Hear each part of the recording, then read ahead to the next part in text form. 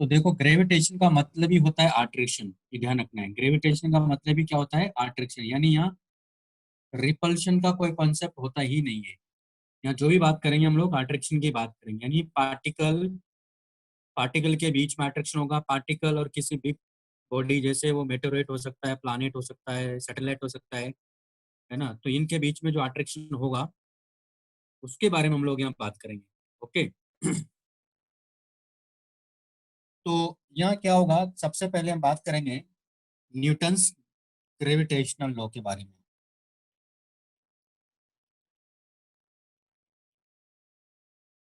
Newton's gravitational law. तो Newton's जो gravitational law है, ये सिर्फ और सिर्फ पार्टिकल्स के लिए, यानी पॉइंट मासेस के लिए। It is only for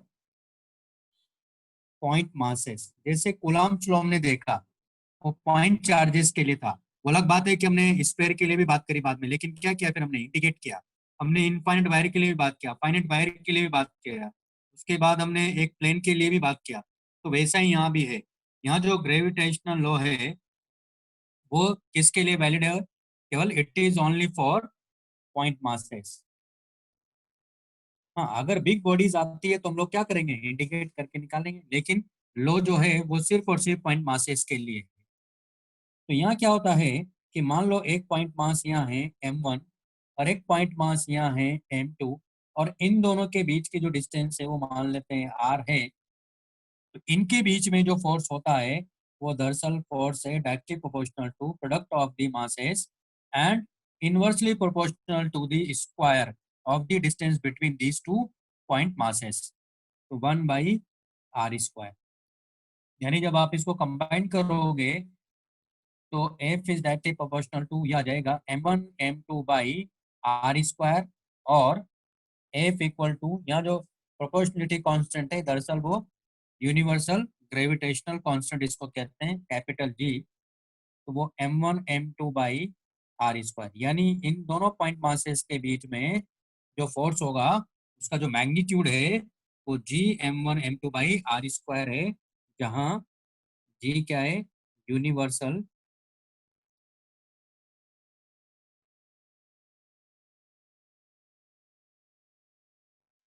gravitational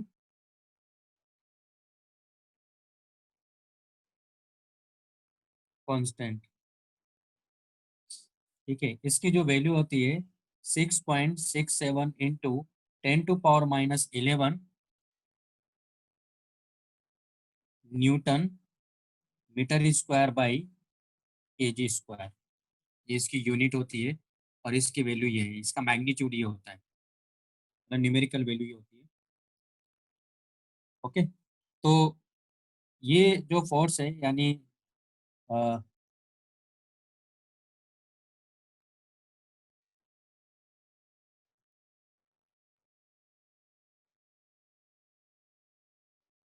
interaction force between the point masses is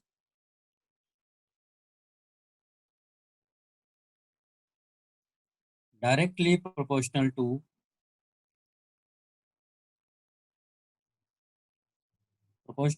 the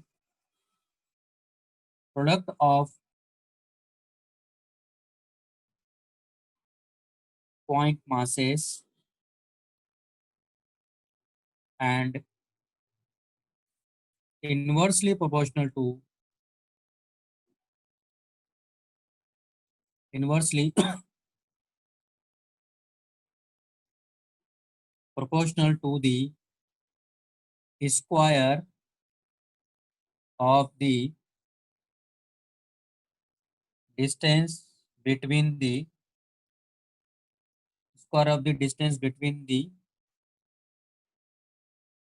point masses।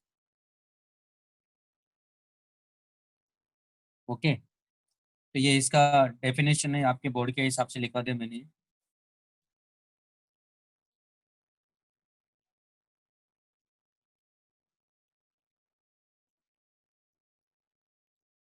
इसमें नोट लिखवा देता हूं मैं।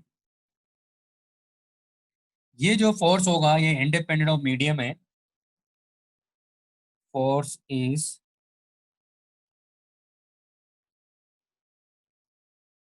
Independent of medium. दूसरा पॉइंट इसमें, ये पहला। दूसरा, it is always attractive in nature and always along the line joining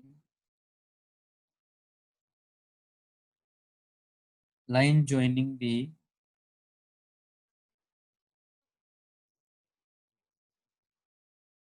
point masses लो है। तो ये तो भाई इसका मैग्नीट्यूड, कि मैग्नीट्यूड क्या होगा ये। अब बात करते हैं वेक्टर फॉर्म की।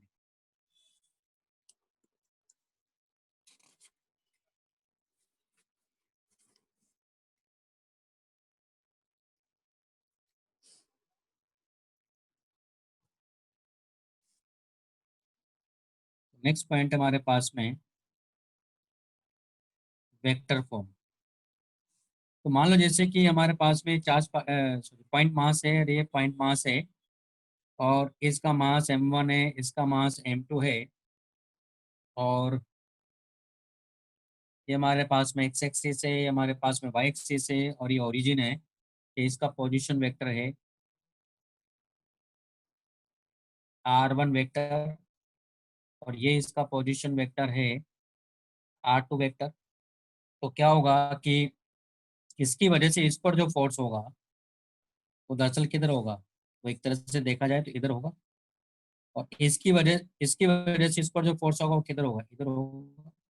यानी होगा F21 वेक्टर, और ये होगा F12 वेक्टर। तो यहाँ जब हम बात करेंगे force on m1 due to m2 की, तो इसका मतलब ये वाला फोर्स होगा। तो यहाँ ओरिजिन क्या मानेंगे हम लोग, ये मानेंगे, क्योंकि इस पर फोर्स की बात करेंगे। यानी force on m1 due to m2। तो इसको हम लोग लिखेंगे दरअसल यहाँ, इसको लिखने का तरीका होगा हमारे पास में, क्योंकि हमें m2 की वजह से m1 पे चाहिए, तो ये वेक्टर हुआ ना। इसका मतलब क्या लिखेंगे यहाँ, F12 vector equal to minus G m1 m2 by, और ये हो जाएगा हमारे पास में mod of r1 vector minus r2 vector, और यहाँ लिखेंगे आप r1 vector minus r2 vector. और ये क्या होगा फिर उस केस में, क्यूब हो जाएगा, है ना। मैं मतलब ये लिखने का मतलब है, इधर से इधर लिख रहे हैं ना आप, तो इसको आप लिखोगे, क्योंकि ये यहाँ क्या है, ये 2 है और ये 1 है। तो आप दरअसल ये जो लिखने जा रहे हो, इसका मतलब क्या लिखा मैंने, r1 vector minus r2 vector. आप इसको लिख सकते हो r, क्योंकि 2 से 1 की तरफ है, तो इसको आप लिखोगे 2 1 वेक्टर, r21। ये इस डायरेक्शन में ले रहा हूँ, आ रही बात समझ में। आर मतलब किससे ले रहा हूँ मैं, 2 से 1 की तरफ लिया, तो r1 vector minus r2 vector, ये इस डायरेक्शन में जाएगा। तो आप इसको ऐसे भी लिख सकते हो, minus g m1 m2 by, ये हो जाएगा हमारे पास में r21 वेक्टर का होली स्क्वायर, और ये r21 कैप। यहाँ r21 आपके पास में ये है, हरी बात सुन में, r21 वेक्टर क्या है हमारे पास में यहाँ, r1 vector minus r2 vector है। क्यों, क्योंकि इसकी वजह से इस पे फोर्स निकाल रहे हैं। और माइनस आप कह रहे हैं सर माइनस, तो ये वेक्टर फॉर्म जब लिखेंगे तो माइनस जरूर लगाएंगे, तो अपने आप एडजस्ट करेगा वो कि ये फोर्स इस डायरेक्शन में आ रहा है। ओके, उसी तरह से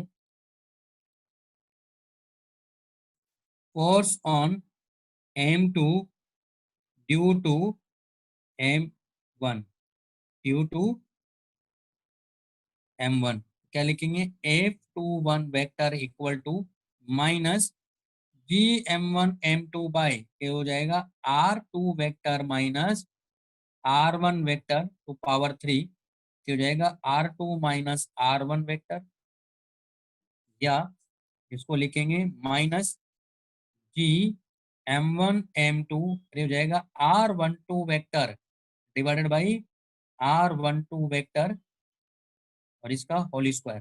तो अगर यहाँ क्यूब लिखेंगे, फिर अगर मैं वेक्टर लूंगा, यहाँ कैप लिया इसलिए स्क्वायर किया मैंने यहाँ, तो इसको और आप ऐसे लिख सकते हो, और F21 vector equal to minus G m1 m2, ये हो जाएगा R12 cap divided by R12 vector का होल स्क्वायर। तो यहाँ आप देख रहे हो कि R12 वेक्टर क्या होगा, वो होगा दरअसल R2 vector minus R1 vector है। क्यों? क्योंकि इसकी वजह से इस पर फोर्स देख रहे हैं, तो इस डायरेक्शन में लिखोगे तो 1 से 2 मैंने लिया है, ये R12 वेक्टर है, 1 से 2 लिया तो इधर आ जाएगा। ठीक है, तो R2 vector minus R1 vector करेंगे तो ये आ जाएगा हमारे पास।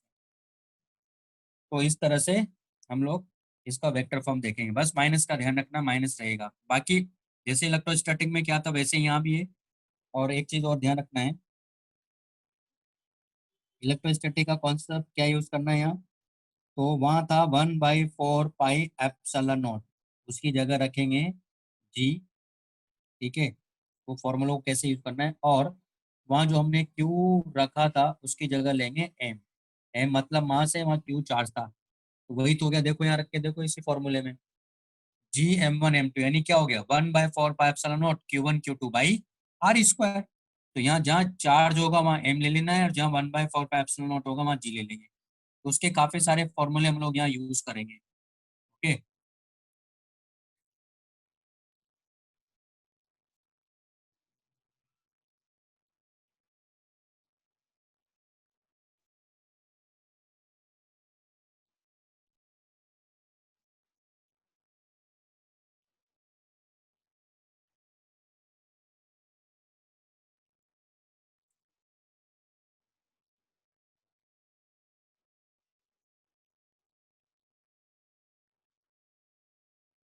तुम्हारे पास में ये क्वेश्चंस हैं, क्वेश्चंस को करते हैं।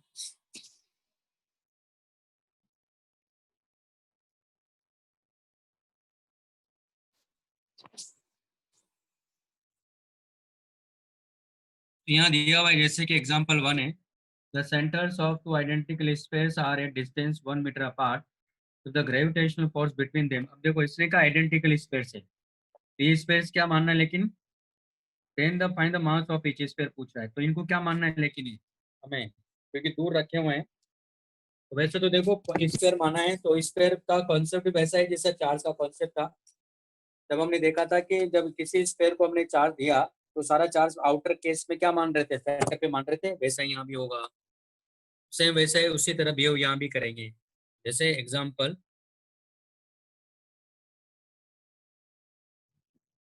1, तुम्हारे पास में ये दो स्पेयर हैं, और इनके सेंटर के बीच की डिस्टेंस अपने को दिया है। स्पेयर के केस में हमें मालूम है कि सारा मास का मानते हैं, सेंटर पे मानते हैं जब आउटर वाला पॉइंट होता है। तो इनके बीच की जो डिस्टेंस है R इक्वल टू 1 मीटर है, और हमें बताना है कि दोनों का मास क्या है, तो दोनों का मास यहाँ सेम है, और जो फोर्स यहाँ लग रहा है दरअसल वो 1 न्यूटन है। जी की वैल्यू अपने को दे रखी है, तो जी का यूनिट ये भी होता है, वो तो खैर कोई दिक्कत नहीं, तो न्यूटन को कन्वर्ट किया हुआ उसने, उससे कोई फर्क नहीं पड़ता है। तो हमें क्या बताना है कि यहाँ मास क्या होगा।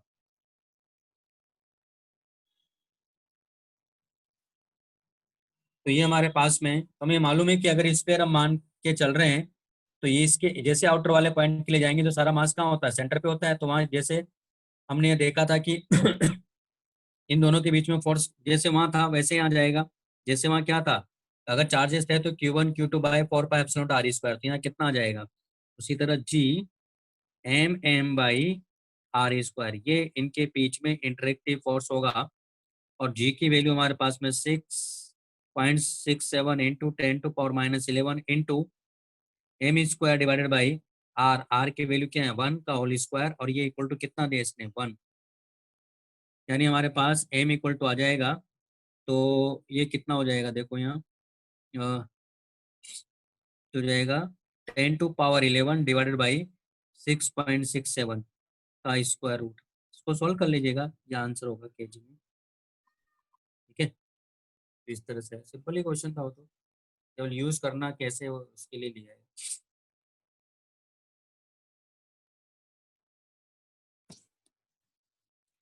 नेक्स्ट क्वेश्चन जैसे, तो यहाँ ये फोर्स की इसकी एम की वैल्यू कितनी आ रही है, 1.225 इंटू 10⁵ kg। सॉल्व कर लीजिएगा, आ जाएगा। एग्जाम्पल 2,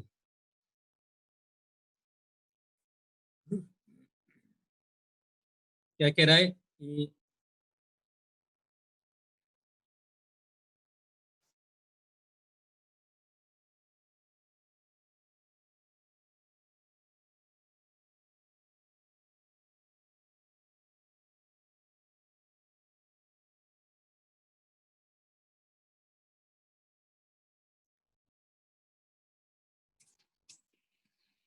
क्वेश्चन नंबर 2 कह रहा है कि two particles of masses m1 m2 initially at rest at infinite distance from each other, यानी दो पॉइंट मासेस हमारे पास में जो कि अभी लार्ज डिस्टेंस पर है,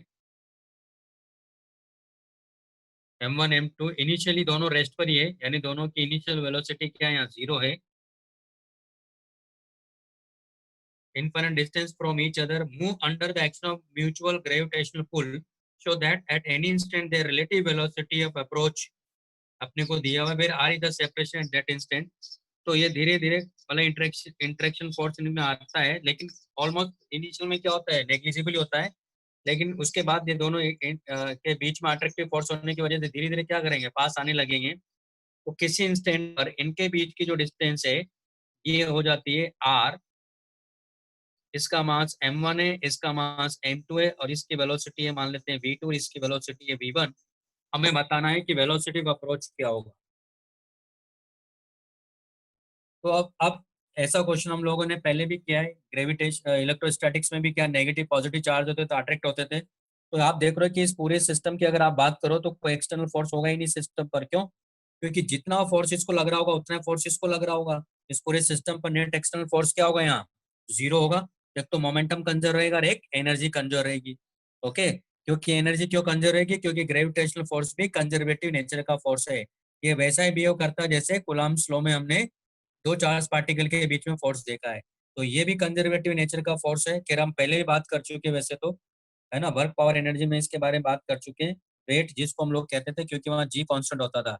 हम लोग यहाँ ये भी देखेंगे कि जी कब कांस्टेंट होता है, उसका एक्सप्लेनेशन भी आपको मैं यहाँ दूंगा। ठीक है,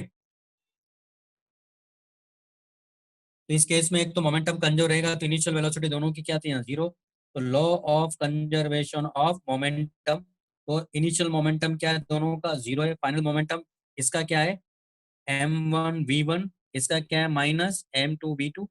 यानी हमारे पास आ गया है m1v1 इक्वल टू m2v2।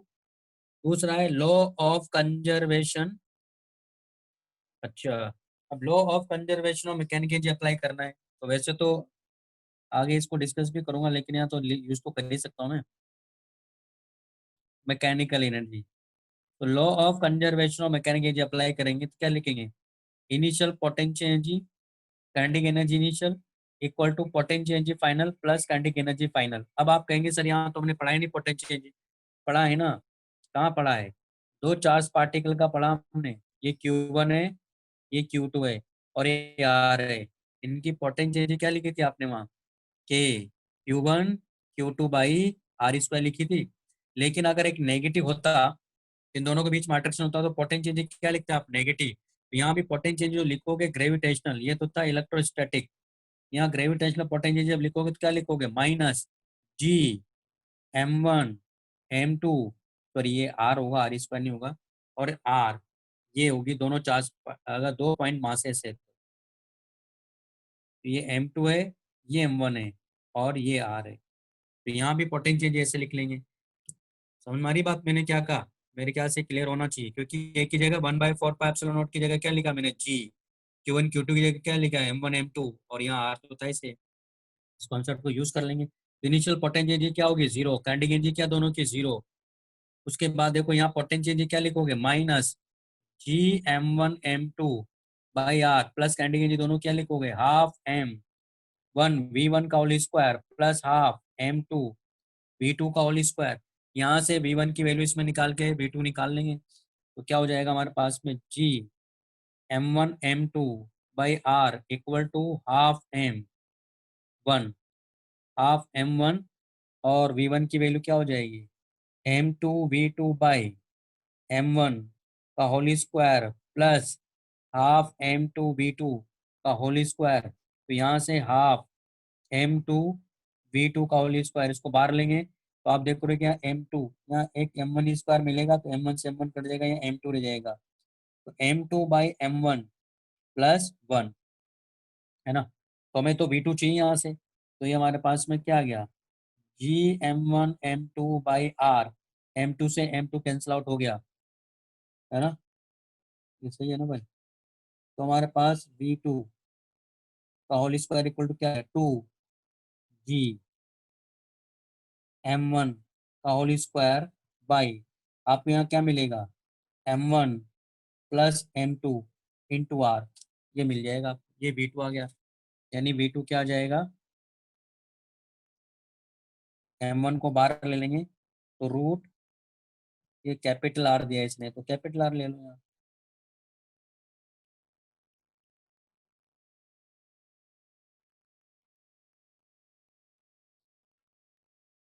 तो जाएगा 2g by capital R m1 plus m2।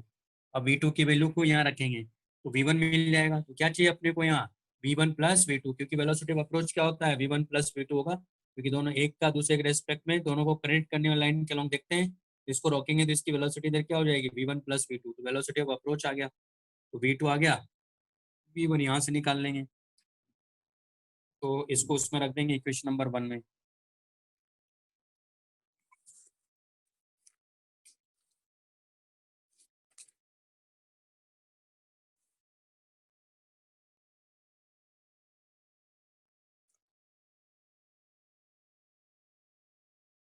तो पुटिंग इन 1 हो जाएगा m1 v1 equal to m2 m1 root 2g by R m1 plus m2।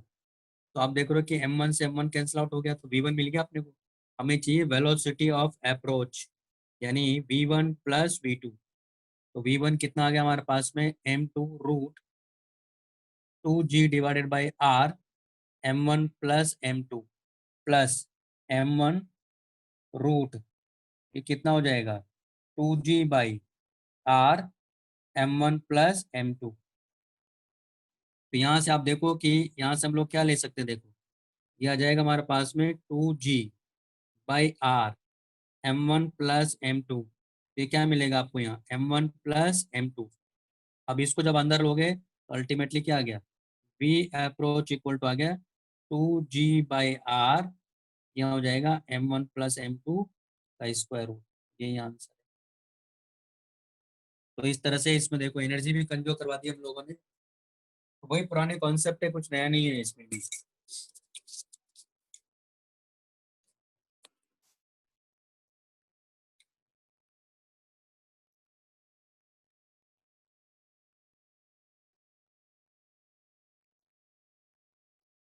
ये क्वेश्चन हो गया है।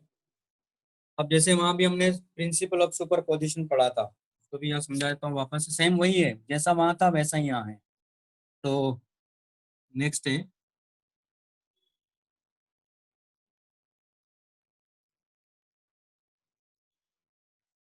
Principle of super position. तो वहां हमने देखा था कि अगर मान लो कोई पॉइंट मास यहाँ है m0 और यहाँ मान लो m1 है, यहाँ मान लो m2 है, यहाँ मान लो m3 है, ये मान लो इसका पोजीशन वेक्टर है r1 वेक्टर, ये इसका पोजीशन वेक्टर है मान लेते हैं r2 वेक्टर, और ये इसका पोजीशन वेक्टर है इसके रेस्पेक्ट में, है ना, किसके इसके रेस्पेक्ट में r2, इसके रेस्पेक्ट में r3, इसके रेस्पेक्ट में r1 है। तो फोर्स ऑन m0 क्या हो जाएगा, तो force on point mass m0, तो वो आ जाएगा दरअसल हमारे पास में F वेक्टर इक्वल टू कितना हो जाएगा F1 vector plus F2 vector plus F3 vector. लेकिन क्या लिखेंगे, minus GM1 M0 by R1 का होल स्क्वायर, और ये जाएगा R1 cap, minus GM2 M0 by R2 का whole square R2 cap, minus GM3 M0 by R3 square R3 cap. तो ये आंसर है, इस तरह से लिखना है। ठीक है, जैसे क्वेश्चन करते हैं।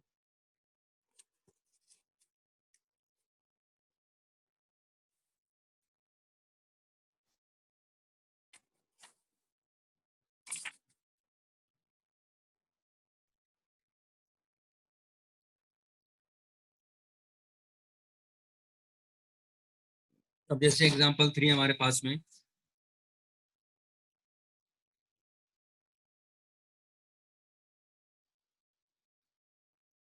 4 पॉइंट मासेस अपने को दिए हुए हैं यहाँ। तो ये हो गया हमारे पास में M पॉइंट मास, ये हो गया हमारे पास में M पॉइंट मास, ये हो गया हमारे पास में M पॉइंट मास, ये हो गया हमारे पास में M पॉइंट मास, और ये हमारे पास में A है, साइड लेंथ इसका A है। 4 point masses, each of mass M are placed at the corner of a square of side A. Calculate the magnitude of gravitational force experienced by each particle. उसका magnitude भी चाहिए अपने को, each particle क्या क्या force experience कर रहे होंगे, ध्यान से देखो। अब ये हमेशा अट्रैक्टिव फोर्स होगा, ये भी ऐसे आपस में अट्रैक्ट कर रहे होंगे, यानी इसकी वजह से इसको फोर्स इधर की तरफ लग रहा होगा, तो ये मान लिया कि एफ है। इसकी वजह से भी इसको फोर्स लग रहा होगा, वो भी एफ होगा मैग्नीट्यूड में। वो कितना आ जाएगा, एफ, एफ आ जाएगा GM बाई ए स्क्वायर ना, मैग्नीट्यूड में फोर्स होगा, डायरेक्शन मैंने बता ही दिया आपको। और इसकी वजह से इस पर भी फोर्स किधर होगा, वो इधर होगा, तो ये मैंने मान लिया कि एफ डैश है। तो ये रिजल्टेंट फोर्स ये अपने को, तो मान लेते हैं कि ये ए, ये बी, ये सी और ये डी, यानी ए पर रिजल्टेंट फोर्स क्या होगा। तो हमें ये मालूम है कि इन दोनों को अगर आप रिजोल्व करते हो तो ये कंपोनेंट कैंसिल आउट हो जाएगा, यानी ये दोनों कंपोनेंट क्या हो जाएंगे, इसके ऐड हो जाएंगे। ये हमें मालूम है कि एंगल कितना है 45, ये एंगल भी कितना है 45, तो ये कंपोनेंट तो कैंसिल आउट हो रहे थे, कितना हो गया, यानी नेट फोर्स ए पर कितना आ गया, एफ ए। तो net force on particle A, तो वो आ जाएगा हमारे पास में 2F cos 45 plus F dash, जहाँ एफ डैश क्या होगा, क्योंकि ये डिस्टेंस क्या होगी, A√2, तो आ जाएगा GM बाई A√2 का होल स्क्वायर। तो यहाँ फोर्स आ गया हमारे पास में एफ ए इक्वल टू, वो आ जाएगा 2 × GM by A square into 1/√2 plus ये कितना आ जाएगा, तो GM by A square into 2। तो यहाँ से आप GM² बाई ए स्क्वायर को बाहर लो, तुम्हारे पास कितना आ जाएगा, ये आ जाएगा √2 प्लस 1/2। ये फोर्स होगा हर एक पार्टिकल के ऊपर, इस तरह से करेंगे।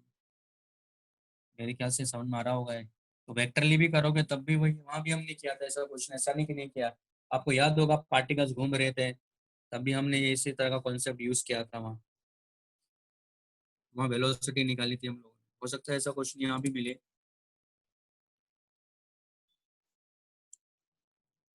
नेक्स्ट हमारे पास में एग्जांपल 4।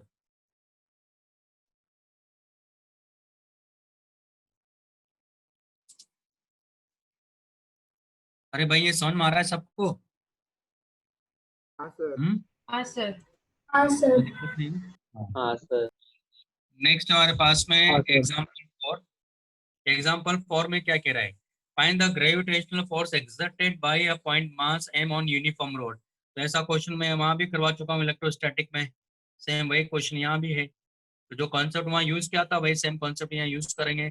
तो रोड का तो आप, मैंने वहां भी बोला था कि सेंटर पे नहीं लेना है सारा मास, वहां लेके ऐसे नहीं करना है। क्यों, क्योंकि ये एक पार्टिकल एक रॉड है, इसलिए आप वो नहीं कर सकते, क्योंकि फोर्स जो बताया किसके बीच में बताया, 2 पॉइंट मासेस के बीच में बताया है। तो यहाँ भी 2 पॉइंट मास बनाएंगे पहले हम लोग, यानी एक तो है ही, दूसरा और बनाएंगे पहले, फिर उसको इंडिकेट करेंगे। तो इसके साइड लेंथ यहाँ रोड का दिया है इसने एल है, और इसका जो मास दिया है इसने वो कैपिटल एम है, और इसकी जो लेंथ है वो एल दिया है। तो एक पॉइंट मास यहाँ दिया है जिसकी एक एंड से डिस्टेंस ए दिया हुआ है। तो इसने कहा कि दोनों के बीच में इंटरेक्टिव फोर्स क्या होगा, ग्रेविटेशनल जो फोर्स इनके बीच में वो क्या होगा वो फाइंड करना है। तो क्या करेंगे, आप चाहो तो यहाँ से एक्स ले लो, यहाँ से एक्स ले लो, एक ही बात है। मान लो मैं यहाँ से एक्स ले रहा हूँ, यहाँ से एक डिस्टेंस अगर हम लोग जाते हैं,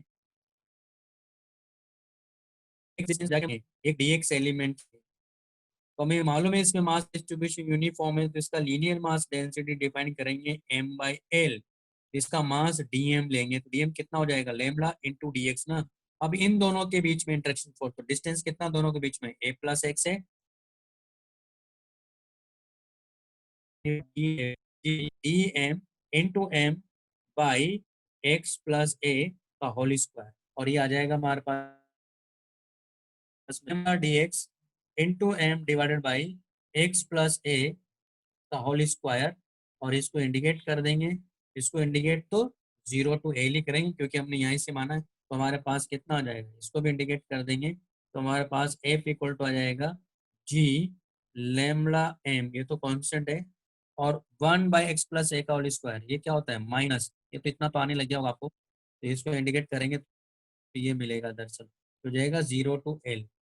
और यहाँ क्या हमारे पास में तो आ जाएगा G M M by L, और यहाँ लिमिट लगाएंगे पहले तो minus one by l plus a, फिर हो जाएगा प्लस वन बाई कितना आ जाएगा ए, इसको सिंप्लीफाई कर लेंगे तो हमारे पास आ जाएगा G M M by L, और ये हो गया हमारे पास में L plus A into A, हो जाएगा minus A plus L plus A, इससे कैंसिल आउट हो गया, एल से एल कैंसिल आउट हो जाएगा, तो हमारे पास आ गया G M M by l plus A into a, तो यही आंसर है।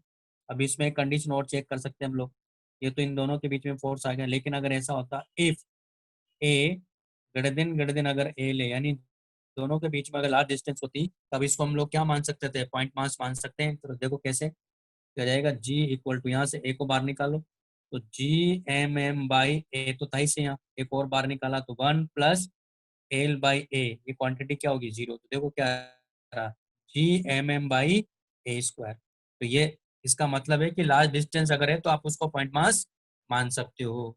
ओके, तो ये था।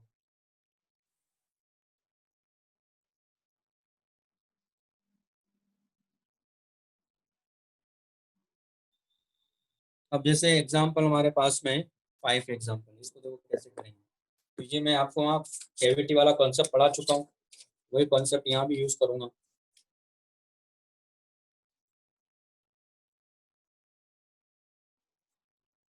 एग्जांपल 5,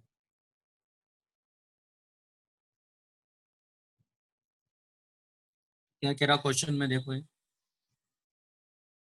कह रहा है कि solid sphere of lead has mass capital M and radius r. Spherical hollow is dug out from it. Its boundary passing through the center and also touching the boundary of the solid sphere. Reduce the gravitational field. Its distance r from O along the line of centers. ये बताना है। पहले पूरा solid sphere था, देखो कैसे, ये पूरा सॉलिड स्फीयर था, और इसकी जो रेडियस है वो कैपिटल आर दिया हुआ है, और इसका मास भी इसने दिया हुआ है अपने को कैपिटल ए में। और ये क्या कर रहा है कि यहाँ इसने कैविटी बनाई जो कि r/2 रेडियस का एक स्फीयर है जिसको रिमूव किया। तो इसमें से क्या कर रहा है, ये ऐसा कर रहा है, यानी कैविटी बनाई इसने, तो ये स्फीयर है,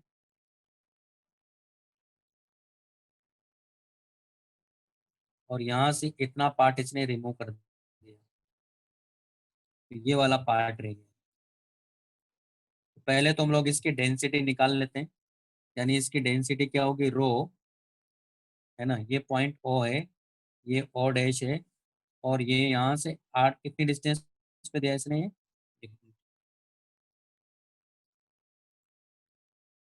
सेंटर, और यानी ओ से आठ डिस्टेंस पर है, यानी यहाँ से आठ डिस्टेंस पर है पॉइंट पी है।